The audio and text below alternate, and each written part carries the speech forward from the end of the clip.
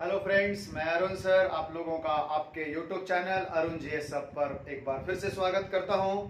तो आज हम आप लोगों के लिए एक टॉपिक लेकर आ रहे हैं जिसका नाम है ऑस्ट्रेलिया महादेश। तो आज हम लोग ऑस्ट्रेलिया महादेश के बारे में संपूर्ण अध्ययन करेंगे और इससे रिलेटेड जो भी क्वेश्चंस बनेंगे उसके बारे में हम लोग जानेंगे। ठीक है दोस्तों, तो चलिए हम लोग बिना लेट लतीफ किए बुरी तरह से क्लास को स्टार्ट करते हैं। तो ये है हमारा ऑस्ट्रेलिया महादेश। ध्यान रखिएगा दोस्तों, ऑस्ट्रेलिया महादेश की बात कर रहे हैं हम लोग। दुनिया का सबसे छोटा महादेश। इस ऑस्ट्रेलिया महादेश की बात करें तो इस ऑस्ट्रेलिया महादेश में लगभग 14 गो कंट्री हैं। 14th कंट्री है इस महादेश के अंदर में, और उसमें से ऑस्ट्रेलिया नाम का एक देश भी है। यानी कि ऑस्ट्रेलिया एक देश भी है और ऑस्ट्रेलिया महादेश भी है।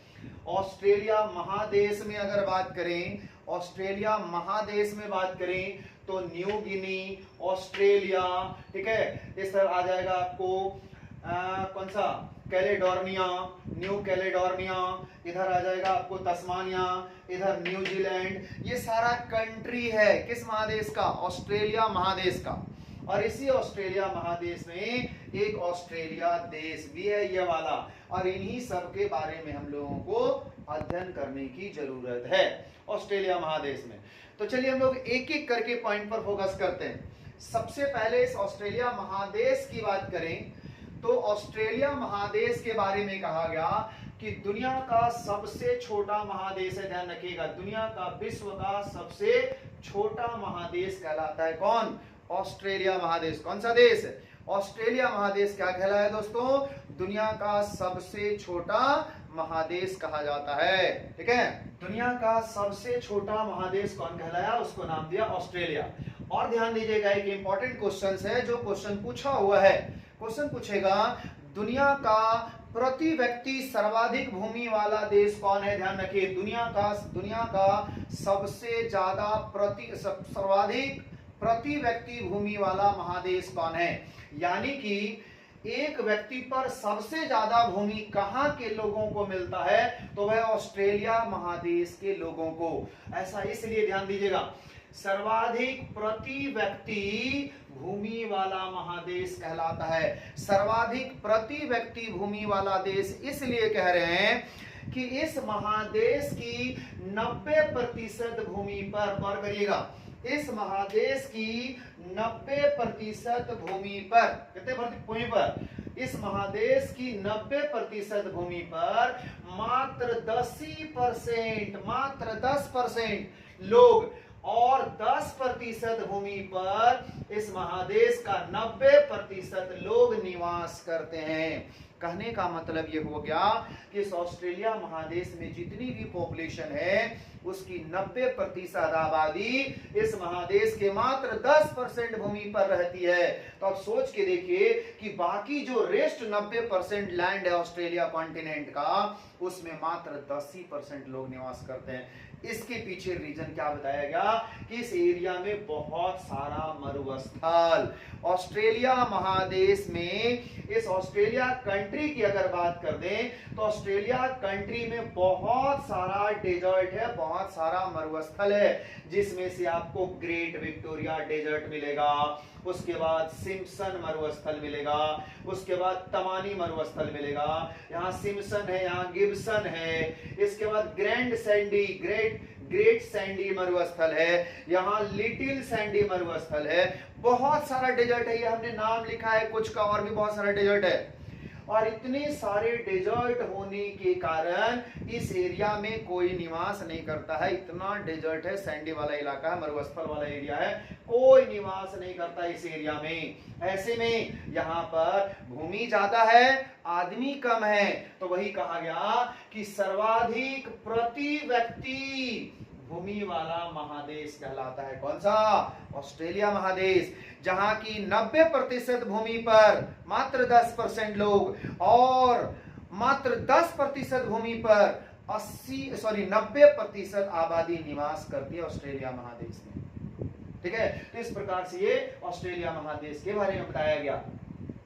इसके बाद ध्यान दीजिए, इस ऑस्ट्रेलिया कंट्री में ऑस्ट्रेलिया महादेश में भी बोल सकते हैं, ऑस्ट्रेलिया कंट्री में भी जानिए, ऑस्ट्रेलिया कंट्री में घास का मैदान 2 ठो पढ़ना पड़ता है, बहुत इंपॉर्टेंट है, ध्यान रखिएगा। क्वेश्चन पूछेगा सवाना कैसा घास का मैदान है जी, ध्यान दीजिए, सवाना कैसा घास का मैदान है, तो सवाना उष्ण घास का मैदान है, यानी कि एक गर्म घास का मैदान, ये हॉट वाले क्षेत्र में। और कहां पर मिलेगा, इस ऑस्ट्रेलिया महादेश में एक आपको ऑस्ट्रेलिया कंट्री से एक रेखा गुजरती है जिसका नाम है मकर रेखा, ध्यान रखिए ये वाला लाइन। इस ऑस्ट्रेलिया देश में ये एरिया से एक लाइंस गुजरती है जिसका नाम है मकर रेखा। क्वेश्चन पूछा जाएगा ऑस्ट्रेलिया देश से कौन सी रेखा गुजरती है मध्य से, तो ऑस्ट्रेलिया देश के मध्य से गुजरने वाली रेखा का नाम मकर रेखा, इंग्लिश में ट्रॉपिक ऑफ कैप्रिकॉर्न कहा जाता है। और इसी मकर रेखा के ऊपर वाला एरिया में गर्म क्षेत्र होता है, इसको उष्ण कटिबंधीय क्षेत्र कहते हैं। और इस क्षेत्र में जो घास का मैदान है उसका नाम है सवाना। क्या नाम दिया गया, सवाना उसका नाम दिया गया। और जैसे ही हम उसके नीचे आते हैं, इस मकर रेखा के नीचे आते हैं, इस एरिया में आपको क्या मिल जाएगा, शीतोष्ण घास का मैदान, ध्यान रखिएगा, जहां पर ठंडा और गर्म दोनों प्रकार का, ठंडी और गर्म दोनों प्रकार की मरुस्थल घास का मैदान है, उसको नाम दिया गया डाउन्स, ध्यान रखिएगा। तो ऑस्ट्रेलिया महादेश में 2 गो घास का मैदान है, एक का नाम है सवाना और एक का नाम बताया गया डाउन्स। तो क्वेश्चन पूछा जाएगा डाउन्स किस प्रकार के घास का मैदान है, तो डाउन्स बताया गया कौन सा, शीतोष्ण यानी कि ठंडा और गर्म दोनों वाला। और जैसे आपको नाम पूछ देगा सवाना कैसा घास का मैदान है, तो सवाना को नाम दिया गया उष्ण घास का मैदान है, जो मकर रेखा के ऊपर और एक शीतोष्ण वाला मकर रेखा के नीचे पाया जाता है। और इस प्रकार से ये यहाँ की घास कहलाती है, ठीक है जी। इसके बाद इस ऑस्ट्रेलिया महादेश में, ऑस्ट्रेलिया कंट्री को हम लोग प्यासा भूमि का देश कहते हैं, ध्यान रखिएगा, प्यासा भूमि का देश यानी कि ड्राउट लैंड्स कहा जाता है इसको, सूखा भूमि, ठीक है। ऐसा क्यों कहा जाता है जी, सूखा भूमि से क्यों कहा जाता है, इसलिए कि इस ऑस्ट्रेलिया महादेश में जो डेजर्ट वाला एरिया है, इस एरिया में बहुत कम वर्षा होती है, भूमि बहुत प्यासा हो जाती है बारिश नहीं होने के कारण। ऐसे में इसको हम लोग प्यासा भूमि का देश या सूखा भूमि भी कहते हैं। तो सर्वाधिक सूखा भूमि किसको कहा गया, ऑस्ट्रेलिया देश को कहा गया, और इसे हम लोग प्यासा भूमि वाला देश के नाम से जानते हैं, ठीक है जी। उसके बाद इसी महादेश में 2 गो नदी आपको पढ़ना है, ऑस्ट्रेलिया महादेश के, ऑस्ट्रेलिया कंट्री में, ऑस्ट्रेलिया महादेश के ऑस्ट्रेलिया कंट्री में 2 नदी पढ़ने को मिलेगा इस एरिया में, ध्यान रखिएगा।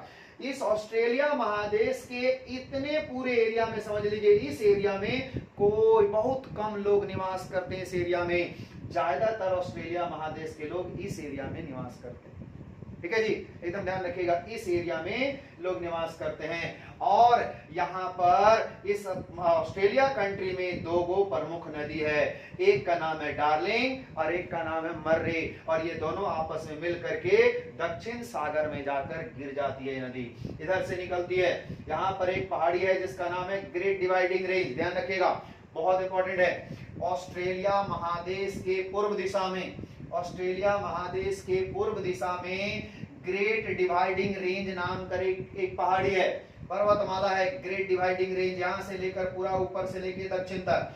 और इसी ग्रेट डिवाइडिंग रेंज की सबसे ऊंची चोटी का नाम बताया गया है पॉसिउस को, जो क्या कहलाती है, ऑस्ट्रेलिया महादेश की सबसे ऊंची चोटी, ऑस्ट्रेलिया महादेश की सबसे ऊंची चोटी का नाम रखा गया है पॉसिउस को, जो ग्रेट डिवाइडिंग रेंज में आता है। और इसी एरिया से एक नदी इधर से निकलेगी मर्रे, और इधर से डार्लिंग, दोनों मिलकर के इधर दक्षिण सागर में जाकर गिर जाती है जो नदी, इसका नाम दिया गया डार्लिंग और मर्रे। क्वेश्चन पूछेगा ऑस्ट्रेलिया देश में सबसे लंबी नदी कौन है, तो ऑस्ट्रेलिया में सबसे लंबी नदी का नाम है डार्लिंग, और उसके बाद एक नदी उसकी सहायक नदी कहलाती है कौन, मर्रे, और ये प्रमुख नदी है ऑस्ट्रेलिया देश का, ठीक है। इसी एरिया में ज्यादातर गेहूं की खेती होती है, ध्यान रखिएगा। और ये कौन सा क्षेत्र होगा, घास का मैदान, जिसको नाम देंगे डाउन्स, ध्यान रखिएगा, डाउन्स घास का जो मैदान है, जो शीतोष्ण घास का मैदान है, इसी क्षेत्र में ज्यादातर गेहूं वगैरह की खेती होती है ऑस्ट्रेलिया महादेश में। बाकी ये सब पूरा का पूरा तो डेजर्ट है, इस एरिया में तो खेती नहीं के बराबर होता है। ठीक है जी। और इस प्रकार से ये हमारा पूरा इलाका कहलाया। इसके बाद प्रमुख नदी में हमने डार्लिंग और मर्रे के बारे में बताया। डार्लिंग सबसे लंबी नदी और मर्रे उसमें छोटी नदी के रूप में जानी जाती है। ठीक है, और भी बहुत सारी छोटी छोटी नदी है, लेकिन प्रमुख नदी में दो ठो पड़ते हैं, डार्लिंग और मर्रे, एकदम याद रखिएगा। ठीक है, जो ग्रेट डिवाइडिंग रेंज से ही निकलती है, ग्रेट डिवाइडिंग रेंज से ही निकलती है। ऑस्ट्रेलिया महादेश के पूर्व में ग्रेट डिवाइडिंग रेंज है। क्वेश्चन पूछेगा ग्रेट डिवाइडिंग रेंज कहां स्थित है, तो great dividing range Australia country के पूर्व में, ऑस्ट्रेलिया कंट्री के पूर्व में स्थित है। ठीक है जी। इसके बाद नेक्स्ट आइए, ऑस्ट्रेलिया में एक मूल निवासी है जो बहुत इंपॉर्टेंट है। ऑस्ट्रेलिया का जो मूल निवासी है, वहीं का जो रहने वाला निवासी है, उसको नाम दिया गया है एबॉर्नजेन्स। क्वेश्चन पूछा जाएगा ऑस्ट्रेलिया के मूल निवासी को क्या कहा जाता है, क्या कहा जाता है, एबॉर्नजेन्स कहा जाता है। एबॉर्नजेन्स कहां के प्रमुख जनजाति, ऑस्ट्रेलिया कंट्री का प्रमुख जनजाति कहलाता है एबॉर्नजेन्स। ठीक है। इसके बाद मकर रेखा इस देश के मध्य से होकर गुजरती है। कौन सा देश, ऑस्ट्रेलिया। ऑस्ट्रेलिया कंट्री के बीचों बीच से गुजरने वाली जो रेखा है उसका नाम है मकर रेखा। मकर रेखा के ऊपर वाला क्षेत्र उष्ण कटिबंधीय क्षेत्र आता है, और इधर वाला इलाका मकर रेखा के नीचे वाला क्षेत्र को हम लोग शीतोष्ण कटिबंधीय क्षेत्र कहते हैं। और ऊपर वाला जो घास का मैदान मिला उसको नाम दिया सवाना, और नीचे वाला जो घास का मैदान है उसका नाम है डाउन्स। इधर बताया डाउन्स घास का मैदान, और इधर हो गया सवाना। तो सवाना उष्ण घास का मैदान है, जबकि डाउन्स शीतोष्ण घास का मैदान है। एक मकर रेखा के ऊपर, एक मकर रेखा के नीचे आती है। ठीक है, इस प्रकार से। उसके बाद इस महादेश में प्रमुख मरुस्थल की बात करेंगे, तो इस मरुस्थल में बात करें तो ज्यादातर मरुस्थल तो ऑस्ट्रेलिया कंट्री में ही है। कौन कौन सा मरुस्थल है यहाँ पर भी देखिए आप मैप में, एकदम एक्यूरेट पहचानने की कोशिश करिएगा। इस एरिया में पूरा का पूरा एक मरुस्थल है जिसका नाम है ग्रेट विक्टोरिया मरुस्थल। ग्रेट विक्टोरिया डेजर्ट एकदम इंपॉर्टेंट है। ये हो गया ग्रेट विक्टोरिया। उसके बाद इधर हो गया गिब्सन, इधर हो गया सिम्पसन, इधर गिब्सन, इधर हो गया सिम्पसन, इधर हो गया ग्रेट सैंडी डेजर्ट, और ये हो गया लिटिल सैंडी डेजर्ट। ये ग्रेट सैंडी डेजर्ट, ये लिटिल सैंडी डेजर्ट, और यहाँ है तमानी मरुस्थल। बहुत सारा और भी बहुत सारा मरुस्थल है। इन सब मरुस्थल में सबसे बड़ा मरुस्थल कहलाता है ग्रेट विक्टोरिया मरुस्थल, जो कहां स्थित है, ऑस्ट्रेलिया के पूर्व में। ऑस्ट्रेलिया के पूर्व में, ऑस्ट्रेलिया देश के पूर्व में कौन हो गया, ग्रेट विक्टोरिया मरुस्थल, जो इस महादेश की सबसे बड़ी मरुस्थल है। ऑस्ट्रेलिया महादेश की सबसे बड़ी मरुस्थल कौन कहलाती है, उसको नाम दिया ग्रेट विक्टोरिया मरुस्थल। ठीक है जी। तो इस प्रकार से ग्रेट विक्टोरिया मरुस्थल के बारे में जानिएगा। ठीक है, तो देखिए यहाँ पर ग्रेट विक्टोरिया मरुस्थल और गिब्सन यहाँ की प्रमुख मरुस्थल है। ग्रेट विक्टोरिया इस देश की सबसे बड़ा मरुस्थल कहलाता है। ठीक है जी। तो ये हमारा ऑस्ट्रेलिया कंट्री के बारे में बताया गया। इस ऑस्ट्रेलिया कंट्री में आपको कुछ चीजें पाई जाती है। क्या, सबसे ज्यादा बॉक्साइट, ध्यान रखिएगा यहाँ पर उत्पादन होता है सर्वाधिक बॉक्साइट और सीसा।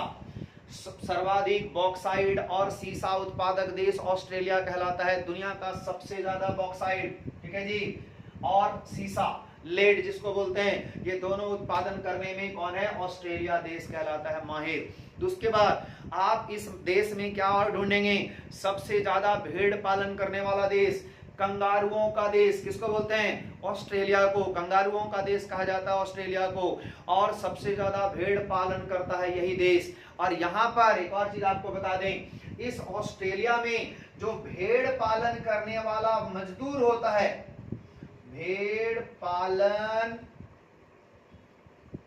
करने वाला, उसका नाम पूछा जाता है। जैसे हम लोग अपने घरों में, गांव में जो गाय भैंस घर से ले जा करके खेतों में चराता है, उसको हम लोग गोरखिया बोल देते हैं।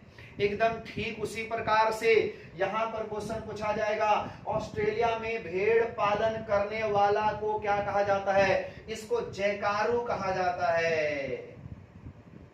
क्या बोला गया, जैकारो। याद रखिएगा, हम लोगों के यहाँ जो गोरखिया होता है, जो दिन भर गाय चराता है, भैंस चराता है, और शाम को अपना अपना घर पहुंचा देता है, अपने अपने घर पहुंचा देने का काम करता है। फिर सुबह वो लेके जाता है सारा गाय भैंस को घर घर से, और उसको हम लोग बोलते हैं गोरखिया। यानी कि वो होता है, आप देखिएगा बेचारा शकल के अनुसार उसको लोग बोल देते हैं, बहुत सारे लोग करुआ, चिरका इस तरह से बुलाते हैं। तो यहाँ पर वो करुआ है और ये है कौन सा, जेकारू। वो कारू और ये है जेकारू। जेकारू कहाँ का, जयकारू हो गया ऑस्ट्रेलिया में भेड़ पालन करने वाला मजदूर को कहा गया। बहुत इंपॉर्टेंट है, क्वेश्चन पूछा जाता है ऑस्ट्रेलिया में भेड़ पालन करने वाले मजदूर को क्या कहा जाता है, तो उसको जेकारू कहा जाता है। ये भी क्वेश्चन पूछा हुआ है, तो ये सब आपको ध्यान रखने की जरूरत है। कौन सा महादेश में, ये ऑस्ट्रेलिया कंट्री में, ऑस्ट्रेलिया महादेश नहीं, ऑस्ट्रेलिया कंट्री में, ठीक है, ये सब एकदम याद रखिएगा। इसके बाद आइए इसी ऑस्ट्रेलिया महादेश में एक और भूमि की बात करेंगे जिसका नाम दिया जाएगा न्यूजीलैंड। ध्यान रखिएगा, इसी महादेश में आता है न्यूजीलैंड कंट्री, बहुत इंपॉर्टेंट है जी। अब न्यूजीलैंड कंट्री के बारे में फोकस कर लीजिए। न्यूजीलैंड दो भूमि से बना हुआ है, एक उत्तरी न्यूजीलैंड और एक दक्षिणी न्यूजीलैंड। ये उत्तरी न्यूजीलैंड कहलाता है नॉर्थ न्यूजीलैंड और ये कहलाता है साउथ न्यूजीलैंड, ठीक है। ये एक पहाड़ी देश है, ध्यान रखिएगा, पहाड़ी देश है, पूरी तरह से बहुत ज्यादा पहाड़ी भरा हुआ है। लेकिन इस पहाड़ी देश में सर्वाधिक पहाड़ी इसी देश में पाया गया, इस दक्षिणी न्यूजीलैंड में, ठीक है जी। और इसका पर्वत का नाम रखा गया है आल्प्स पर्वत। ध्यान रखिएगा, आल्प्स पर्वत यहाँ की प्रमुख पर्वत के रूप में जानी जाती है। और इसी पर्वत की जो सबसे ऊंची चोटी है उसका नाम है कुक। कुक क्या है, इस आल्प्स पर्वत की सबसे ऊंची चोटी है। और गौर करिएगा, न्यूजीलैंड में एक प्रमुख जनजाति है जिसका नाम है माओरीज। ध्यान रखिएगा, जिस प्रकार से हमने ऑस्ट्रेलिया देश में आपको एक जनजाति पढ़ाया जिसका नाम था एबॉर्जिन्स, ऑस्ट्रेलिया महादेश के मूल निवासी या जनजाति कहिए, इसको बोलेंगे एबॉर्जिन्स। ठीक उसी प्रकार से न्यूजीलैंड का मूल निवासी को नाम दिया गया माओरीज, नाम दिया माओरीज। और ध्यान रखिएगा, इसी माओरीज का निवास स्थल कहां पर है, उसको नाम दिया कुक माउंटेन पर, जो ऑस्ट्रेलिया न्यूजीलैंड देश का सबसे ऊंचा चोटी कहलाता है। आल्प्स पर्वत की सबसे ऊंची चोटी कहलाती है कहां पर, यह आपका दक्षिण न्यूजीलैंड में आता है। और इसी जगह पर एक जल संधि बनी हुई है, ध्यान रखिएगा, उत्तरी न्यूजीलैंड और ये दक्षिणी न्यूजीलैंड। उत्तरी न्यूजीलैंड और दक्षिणी न्यूजीलैंड को जोड़ने का काम यहीं पर एक जल संधि है, इसका नाम रखा है कुक जल संधि। कुक जल संधि बहुत इंपॉर्टेंट है। और ये जो कुक जल संधि है किसको किसको जोड़ता है बताइए, ये जोड़ेगा उत्तरी न्यूजीलैंड और दक्षिणी न्यूजीलैंड को, या फिर उत्तरी न्यूजीलैंड और दक्षिणी न्यूजीलैंड को अलग करेगा। उसका नाम बताइए, क्या बताया गया, उसको नाम दिया कुक जल संधि। एकदम याद रखिएगा, कौन सा, कुक जल संधि, जो उत्तरी न्यूजीलैंड और दक्षिणी न्यूजीलैंड को जोड़ता है, यहां पर स्थित है, ठीक है जी। इस प्रकार से याद रखना है। उसके बाद आपको देखने को मिलेगा, देखिए यहाँ पे प्रमुख जल संधि लिख दिए हैं, प्रमुख द्वीप है दो गो, उत्तरी न्यूजीलैंड और दक्षिणी न्यूजीलैंड, जो कुक जल संधि से अलग होता है या फिर जोड़ता है।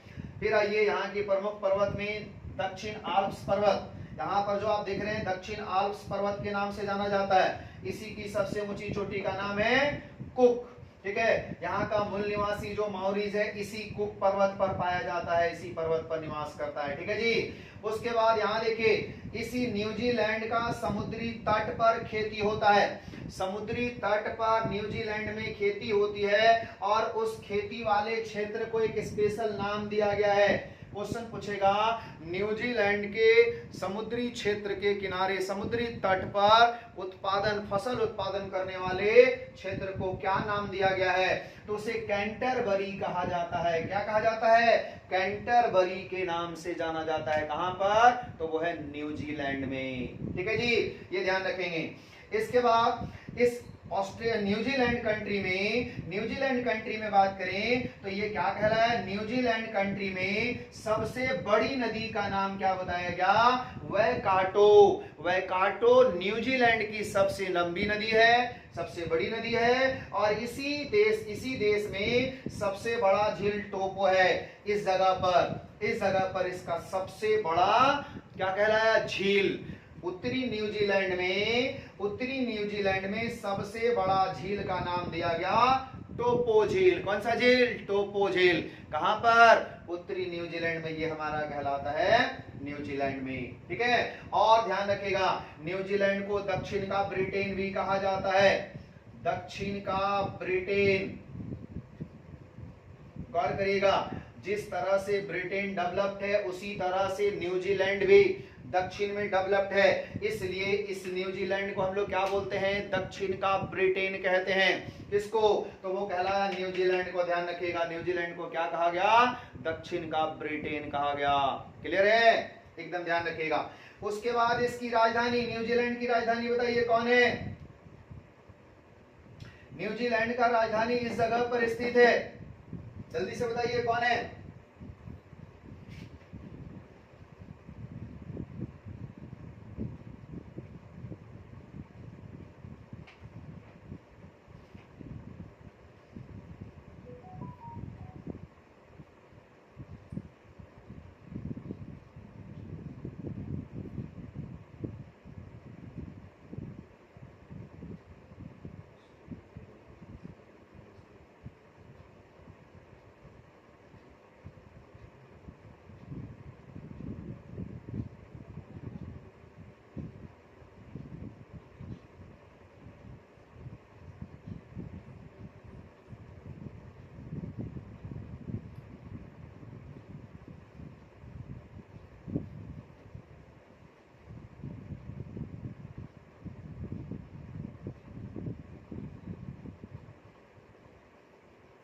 जल्दी बोलिए, क्या बताया गया?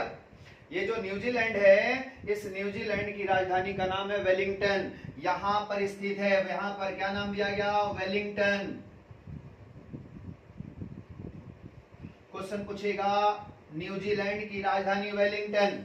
न्यूजीलैंड की राजधानी वेलिंगटन कहां स्थित है? तो उत्तरी न्यूजीलैंड में, याद रखिएगा। कौन सा? उत्तरी न्यूजीलैंड में। और ठीक उसी प्रकार से यहां देखिए, ये जो हमारा ऑस्ट्रेलिया है, इस ऑस्ट्रेलिया महादेश में डार्लिंग नदी के किनारे एक शहर बसा है। कौन सा? ऑस्ट्रेलिया का एक शहर है जिसका नाम है सिडनी। कौन सा जी? सिडनी। यहां पर एक शहर है जिसका नाम है सिडनी। इंपॉर्टेंट है, क्या याद रखिएगा।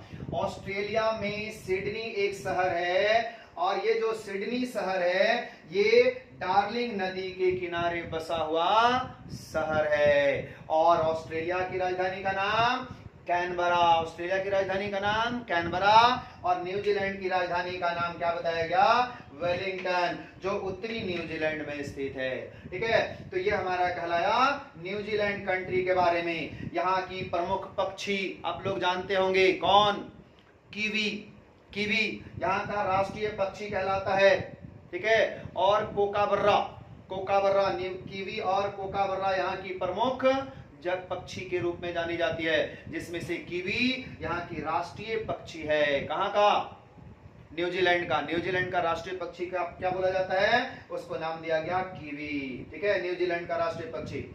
उसके बाद यहां पर आइए, इस ऑस्ट्रेलिया महादेश में एक आपको क्या मिलेगा? तस्मानिया। एक कंट्री है जिसका नाम है तस्मानिया। इधर दक्षिण सागर है, इधर तस्मान सागर है। इधर तस्मान सागर, इधर दक्षिण सागर, और ये ऑस्ट्रेलिया का मुख्य भाग, और ये तस्मानिया।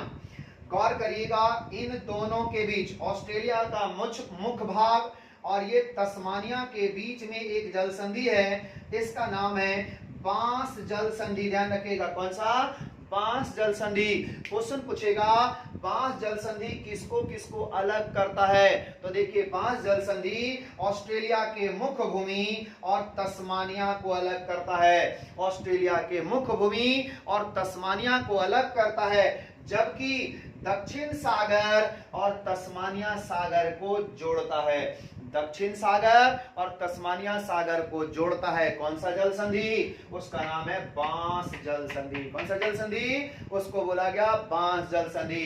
तो इस प्रकार से ये हम लोग ऑस्ट्रेलिया महादेश के बारे में पढ़ते हैं। ठीक है, उसके बाद और आइए ऑस्ट्रेलिया महादेश में। इसी महादेश में बात करेंगे कंट्री जिसका नाम है न्यू गिनी। ध्यान रखिएगा, न्यू गिनी ऑस्ट्रेलिया महादेश का एक कंट्री है। और इसकी अगर बात करें न्यू गिनी का, तो इसके बारे में कहा गया कि विश्व का दूसरा सबसे बड़ा देश,